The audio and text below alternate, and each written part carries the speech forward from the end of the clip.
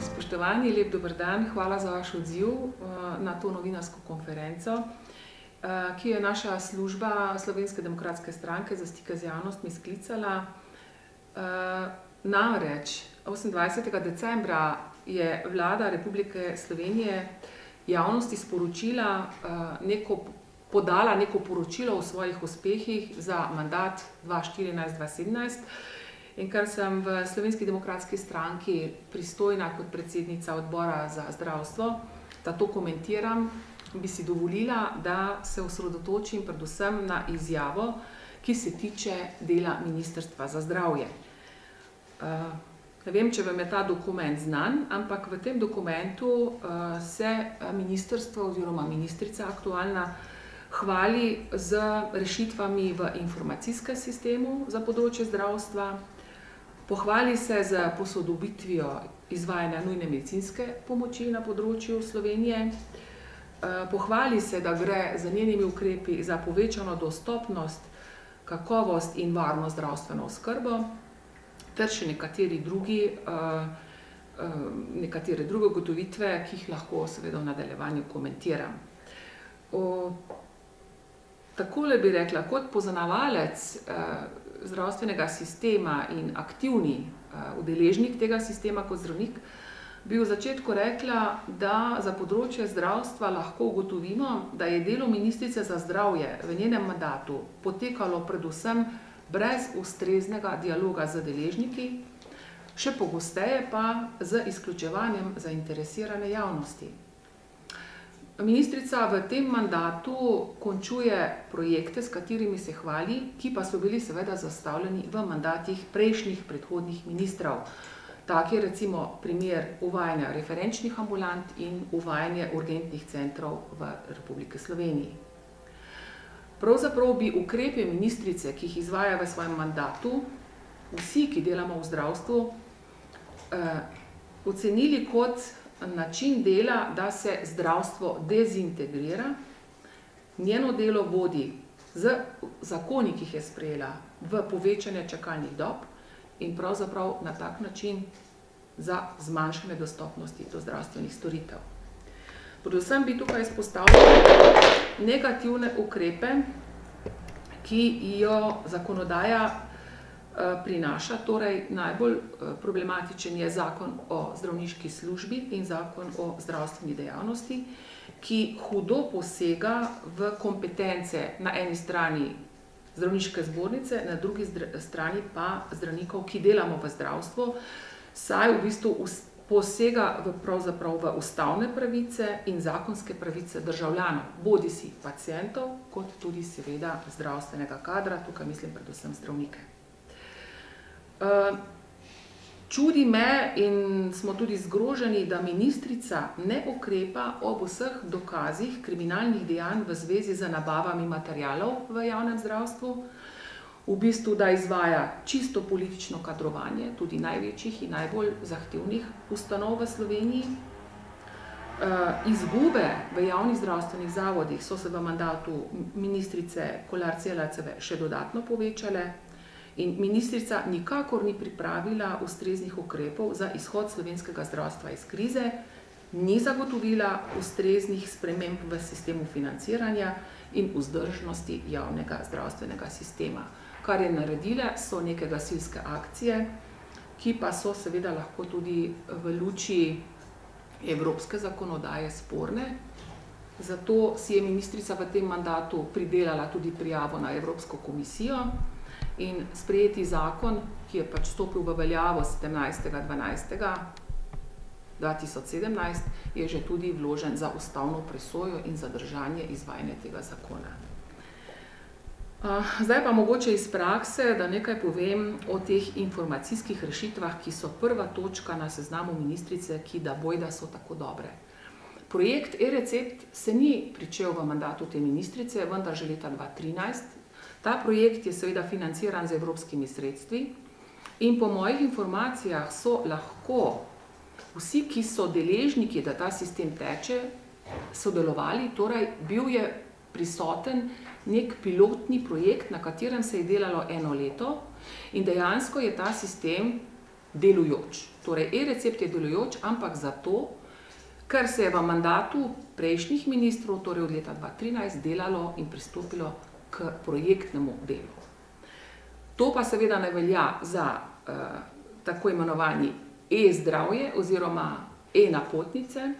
Ta sistem je bil, bom rekla, narejen rokohitrsko, ker so na vrata Ministrstva za zdravje trkali pač Evropska komisija, ker denar je zagotovila Evropa, projekt je zelo borno potekal skozi več let in ministrica je 30.10.2015 pač morala izdati nek pravilnik o delovanju nujne medicinske pomoči, zato da je pač imela kritje pred Evropsko komisijo. Ampak, kdor se malo spozna na zdravstvo, vidi, da te zadeve, ki so bile implementirane in investirane z evropskim denarjem, žal niso stekle, ker na ministrstvu niso dosledno izvajali tega projekta skozi več let in niso prav pri projektu e-napotnica pristopili k projektnemu delu.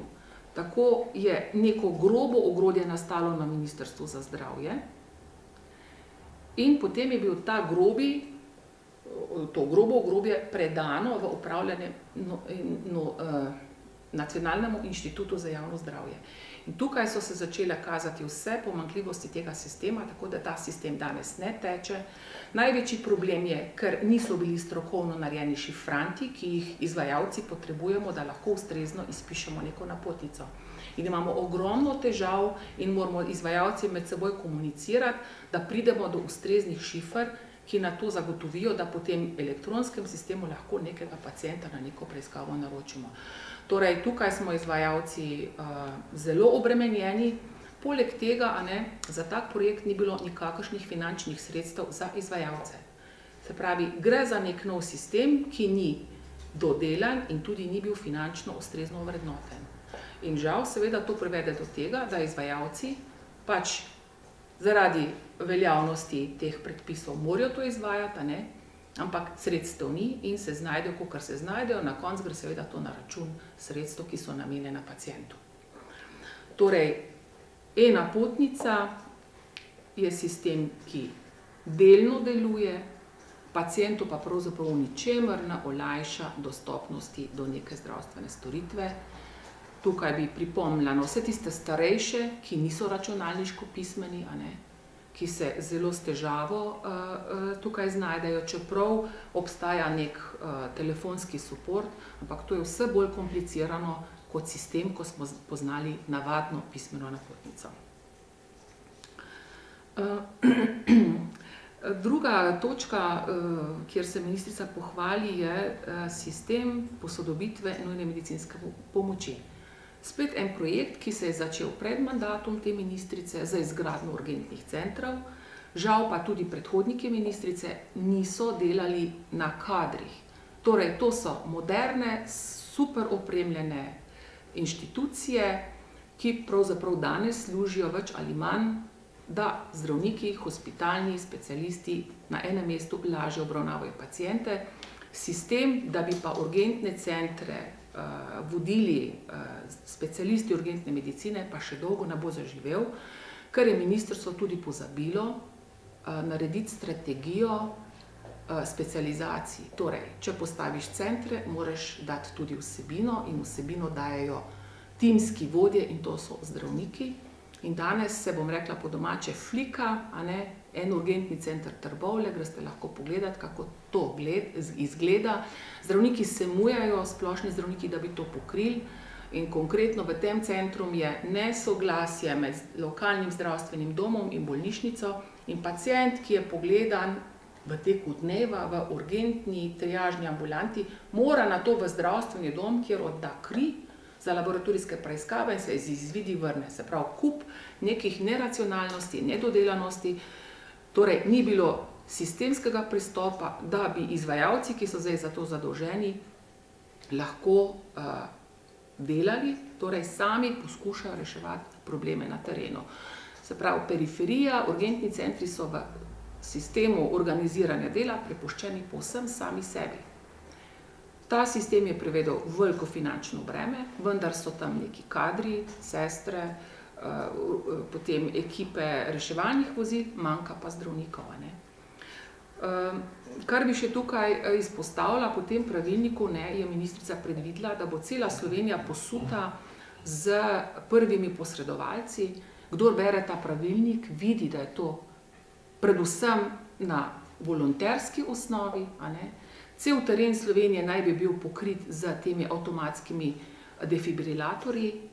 Ni sistema, kdo bo to nabavljal, kar preprosto v pravilniku zapiše, to bodo pa pač tisti, ker je to privatna lastnina.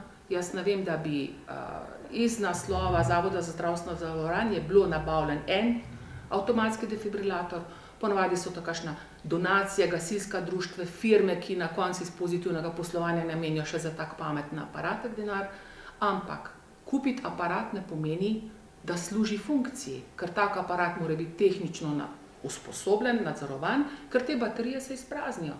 In lahko imate vi na gasilskem domu aparat, ki več ni v funkciji. In kdo bo odgovarjal, ko bo prvi posredovalec aparat, ki tehnično ni več usposobljen za delovanje, nudil prvo pomoč. To je prepuščeno lokalni skupnosti, da skrbi za to, nič pa ni napisano, na kakšni osnovi, kakšni bojo sistemi kakovosti. To je zame sistem kakovosti, da bi imeli mrežo avtomatskih defibrilatorjev, da imamo ažurirano, vsak hip vemo, dokdaj ima tehnično certifikat in kdo skrbi za menjave baterij, ker to so tudi neki stroški. Torej, to je ministrstvo odvalila preprosto periferiji, ne vem komu že. In tudi v tem pravilniku piše, in bi bilo zanimivo povedati, koliko ima ministrica danes podatkov o teh delujočih AED-jih, koliko je bilo uspešno uporabljenih teh avtomatskih defibrilatorjev in koliko življenj smo zdaj s tem načinom rešili. Po vednosti naš, ki delamo v zdravstvu, je ta sistem samo podražil sistem nujne medicinske pomoči, ker imamo zdaj dvojni, dualni sistem, urgentne centre. Po zdravstvenih domovih, po občinah, kjer ni zraven bolnišnice, pa še vedno deluje nujna medicinska pomoč v prejšnjem obsegu in se tudi financira v prejšnjem obsegu. Torej, ta projekt je prinesel samo višje stroške, zaenkrat pa je vprašanje, in tukaj bi ministrico z veseljem povprašala, po rezultatih dostopnih časov, uspešnih reanimacij, višjega deleža preživetih zaradi delovanja urgentnih centrov. Po moje vednosti ne deluje še niti dispečerski center in ta sistem je seveda spet samo na papirju, zato da je zadoščeno in da ima ministrica opravičilo zaradi porabljenih evropskih sredstev. Še več, zdravniki, ki jih je mnogo manj, so še vedno prisiljeni delati hkrati na dveh deloviščih, kar pa gre v bistvu za kršitev pacientovih pravic, ker če ima zdravnik redno ordinacijo, po pravilih obveznega zdravstvenega zavarovanja tega delovnega mesta ne sme zapuščati, ampak mora, ko gre za urgenco, ko gre za prometno nesrečo, ko gre recimo za smrt in mora biti mrliški ogled. Torej, ta sistem je zdaj dvojni in nič ni izboljšanja. In tudi, ker je bila uredba, da bi to pravzaprav že moralo teči, ker je ministrstvo videlo, da to ne bo možno izvedeti, da zdravnik dela samo na enem delovišču, je implementacijo te njihove uredbe preložilo v leto 2025. Iz danes na jutri. To je bilo zdaj v kratkem, v tem, mislim, da v mesecu decembru. Torej, že samo na teh delih e-zdravje in urgentna medicina se vprašam, kako imamo, mi večjo kakovost in bolj varno oskrbo. Varnost oskrbe so neki kriteriji, kaj je varna in kakovostna oskrba, ampak ali smo kje brali te kriterije? Ali imajo javni zavodi naročilo, da te, bom rekla, elaborate pripravljajo, ker po svetu ima bolnišnica ažurno za vsak dan, koliko je imelo zapletov pri zdravljenju, koliko je bilo hospitalnih okužb, koliko je bilo padcev v času hospitalizacije. In to so kazalnike kakovosti. V bistvu bi moglo biti po vsakem izvajalcu, za vsak tip posegov in preiskav tudi znan, koliko je zapletov.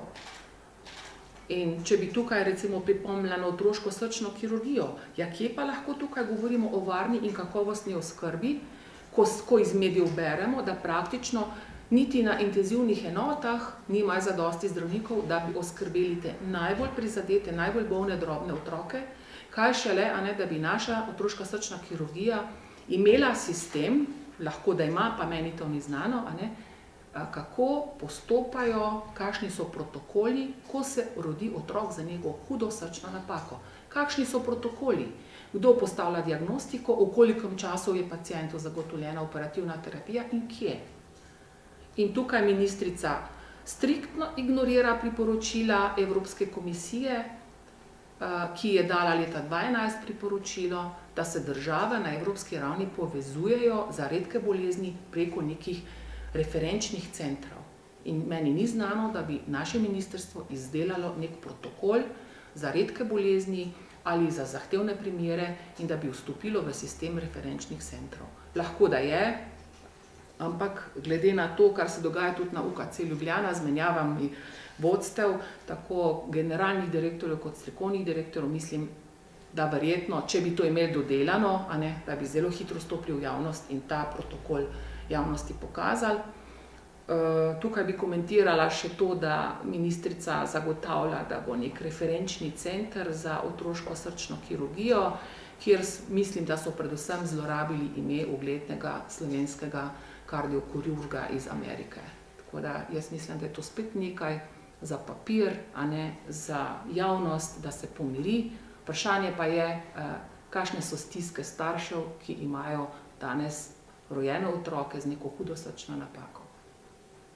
Torej, kakovost je tudi jasno, povedati, kakšen imamo sistem tudi za redke primere. Nadalje ministrica seveda piše še mnogo tega o krasnih dosežkih, naprimer v hospitalnem delu, da se zagotavlja klinične farmacevte. Po moji vednosti tega kadra ni, saj v tretji največji slovenski bolnišnici, kjer bi teh rabili, mislim, da vsaj 10, imajo samo 0,4 kliničnega farmacevta. Torej, spet papir prenese vse, v realnosti pa rešitev ni. V enem od teh svojih dosežkov ministrica tudi piše, da pacient ob odpustu iz bolnišnice dobi zdravila za domov za čas do prvega obiska pri svojem družinskem zdravniku. Ja, to ni nič novega. Ko sem bila jaz bolnišnični zdravnik, je pacient, ki je prijemal antibiotike, dobil tisto škatlico v roke in je nadaljeval zdravljenje doma. Oziroma, dobil je recept zeleni, v papirni obliki in je lahko dvignil zdravila. Torej, tukaj s tako stvarjo stopiti pred javnost je pa res kot tem, da napišeš, ko več ne veš, kaj bi še napisal. Torej, v zaključku bi rekla, da ministrica, njen krovni problem in te vlade je, da ne sodeluje z strokovno javnostjo, da se zapira v svoje vrste in na tak način sploh recimo segment zdravstva ni možno spreminjati. Zdravstvo je velik družbeni problem, je kompleksen sistem in ta sistem in reformo bomo lahko samo nadgradili, tako smo prepričani v Slovenski demokratski stranki, če bomo le čim širše sodelovali in naš program, ki smo ga predstavljali v decembru in še v tem tednu, je pravzaprav izziv celotni politični sceni, da tudi pridejo oni s svojim videnjem in da se začnemo pogovarjati o tem danes, ne pa potem v mesecu pred volitvami. Ja, glejte, Slovenija ni nikoli delala na sistemu usposabljanja kadrov. Se pravi, nek menedžment v zdravstvu je zelo zahteven, ker je potrebno poznavanje stroke, prava in ekonomije. In če hočeš ti, da to nekdo dobro zna, moraš takšen kader vzgajati. Ampak kje pa imamo mi takšno šolo, da bi se zainteresirani ljudje izobraževali? Kje imamo mi šolo za člane nadzornih, se pravi, teh svetov zavodov? Lejte, tam not so frizerke, pa tam noter so ne vem, kdo še vse. Ne more takšen človek, ki ni kompetenten za neko področje, ustrezno nadzorovati delo. Torej, to je manjak in to je tudi neko zatečeno stanje, to ni zdaj odgovornost ministrice, ona zdaj pač kadruje politično, da so mesta zasedena, ampak Slovenija bi pač v tem trenutku za takšno inštitucijo mogoče morala narediti mednarodni razpis. Ampak potem pridemo pa spet do problema, ne? Da je to delovno mesto honorirano po sistemu javnih delavcev, se pravi javne uprave, in kater človek bo pa prišel za 2500 evrov voditi tako kompleksen in zahteven sistem. Torej, ne razumem te vlade, a ne? In tukaj tudi del potreb po rešitvah, po spremembah. Ne more imeti v nekem državnem podjetju, da ne bom govorila SDH ali kdo, a ne, kakšne plače, a ne, tukaj v zdravstvu, ko pa gre za zdravje ljudi, a ne, pa nismo sposobni tega spremeniti in res ljudi primerno nagraditi, da nekaj naredijo. To, kar imamo danes, so pač samo politične figure. Drugega ni. In to ni proces, ki ga bomo lahko rešili naenkrat, to je proces, na katerem bomo mogli začeti delati. Ali pa stopiti v mednarodni prostor, a ne, samo za 2500 evrov vi ne boste dobili strokovnjaka iz tujine, da bi prevzel vodenje takšnega sistema. Torej bo treba tudi sistem plač in zato tudi pravimo, a ne, da na segmentu zdravstva moramo izstopiti iz sistema javnih uslužbencev. Drugače to ne bo rešitev. In tudi ni način, ne, da politika tako posega v menjavanje članov v teh svetih zavodov. Mi rabimo kompetentne ljudi, ki se bojo na stvar spoznali in bojo dobro nadzirali delo nekega zdravstvenega menedžerja. Ampak to bo proces, ki ga bomo mogli šele vzpostaviti. Mogoče kakšna vaša rešitev, zdaj smo slišali vaš pogled na vse, kar se ne deluje dobro in tako naprej. Recimo, kakšna vaša rešitev v primeru, da se vam ponudi priložnost, da postanete ministrica za zdravje, kako rešiti recimo te sploh specializacije? Glejte, čisto nepotrebno je bilo, da je Ministrstvo za zdravje spreminjalo zakon o zdravniški službi, sploh brez sodelovanja, recimo zdravniške stroke. Ta sistem je bil dobro urejen in specializacije, ki so se odobrile, vedno je bila zadnja beseda strani Ministrstva za zdravje. Zdravniška zbornica ima sistem, se pravi, izbiranja, izobraževanja, ustrezne izbire, medtem ko ministrstvo je vedno tisto bilo, ki je v vseh teh razpisih in vseh teh izborih sodelovalo. Torej, stvar ministrstva je, da naredi pravzaprav mrežo. Mi nimamo mreže, kakšne imamo potrebe. Torej, prva stvar, ki jo mora minister narediti, da naredi oceno, koliko rabimo družinskih zdravnikov, koliko rabimo, ne vem, specialistov urgentne medicine in potem gledati, koliko imamo diplomantov, in potem seveda tudi mogoče z spremembo načina plačila, recimo družinski zdravnik, ki začne, ne vem, s 1350–1400 evri takšen, nima izkušenj, a tak zdravnik ne bo šel delati nekam tam periferijo, treba ga je spodbuditi, treba najti ukrepe. Torej, mreža je prva, ki je ministrstvo ni naredila, se pravi plan in načrt kadrov, to je ta prvo, In zakaj se je kompetence in, bom rekla, za spremembo zakona prenesla nekaj na ministrstvo, tam pa nima niti ekipe. Če gledate novinarsko konferenco, ki je naredila zdravniška zbornica, mislim, da 21. decembra, točno na vse to opozarja, v bistvu, da krha sistem, ki teče. Jaz mislim, da ne smemo rušiti sistema, ki deluje, pa ga moramo zelo, ker je zdravstvo zelo občutljiv sistem, zelo občutljivo in z razumom in s sodelovanjem poznavalcev spreminjati. Ne more politik sam ali pa ena stranka spremeniti zdravstvenega sistema. Ne more. Se pravi, treba je širine, treba, da se vsi pogovarjajo, ki razumejo zdravstvo. In če imamo toliko referendumov, je pa to res referendumsko vprašanje. To pa je, kakšen zdravstveni sistem želimo. Ampak mislim, da to ni potrebno, da politika je odgovorna, ljudje, ki so poznavalci, pa morajo biti vključeni. Se pravi, reforme se dela z vključevanjem ljudi, ne pa z izključevanjem ljudi, ki nek segment dobro poznajo. Torej, jaz sem zastopnik sodelovanja in pogovarjanja, ne pa izključevanja in skrivanja, tudi trenutno imate recimo v obravnavi Zakon o zdravstvenem varstvu in zdravstvenem zavarovanju, nihče od poznavalcev, bodisi pravnikov ali zavarovanj, ni sodeloval. In to, kar zdaj kroži, je spet neka anomalija, kjer sta se samo dva zakona zlimala skupaj, postalo je povsem nepregledno, 500 členov, se pravi, ni razumskega, pragmatičnega pristopa.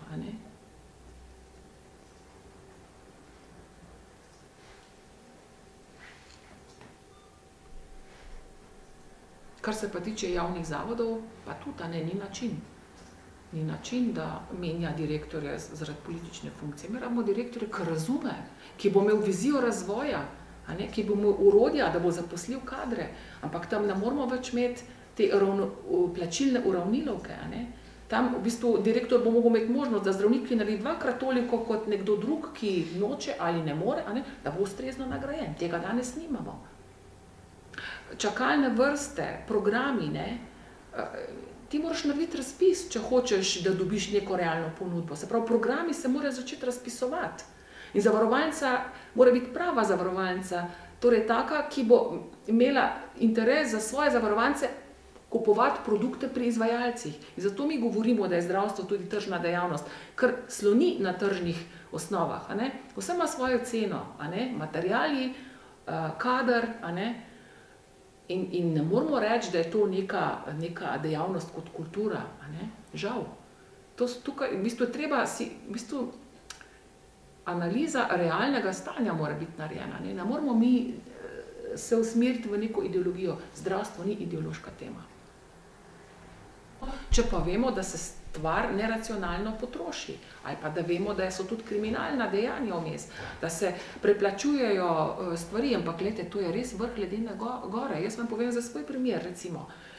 Mi rabimo nek droben reagent pri svojem delu, da pa pri pacientu, ki mu delamo gastroskopijo, določimo s hitrim testom, ali ima bakterijo ali ne.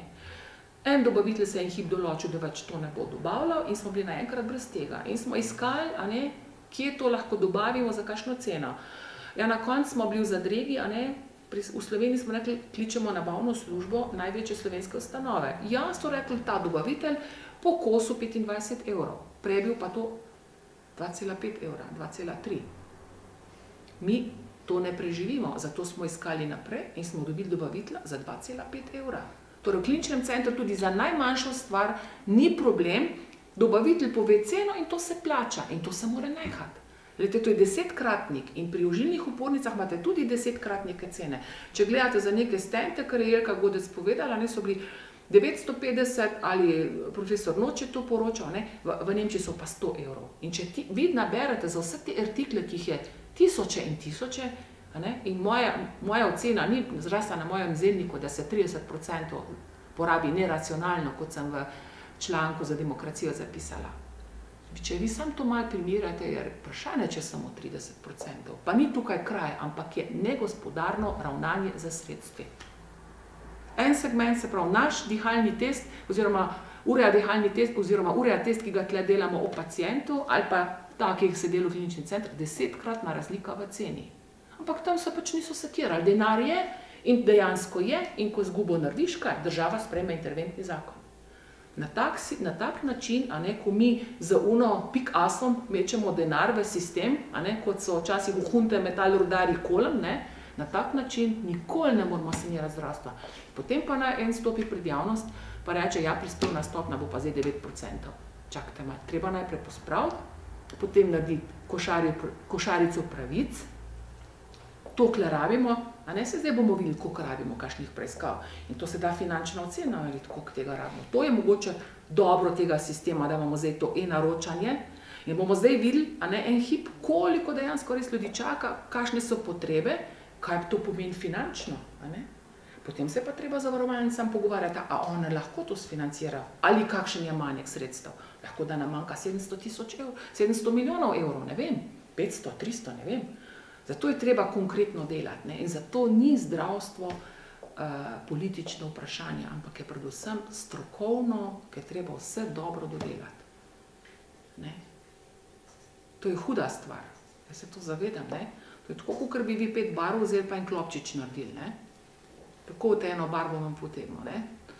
To bo en proces, in se ga je treba pametno lotevati. Ne tako, da zakone spreminjaš, tako je naredila in razjariš vso zdravniško srednjo. Zakon o zdravstveni dejavnosti. Veste, kaj bo to posledica?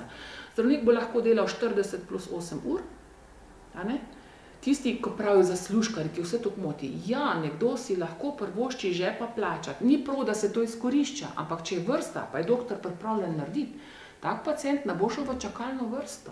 V bistvu je tu tudi, če en segment si to lahko finančno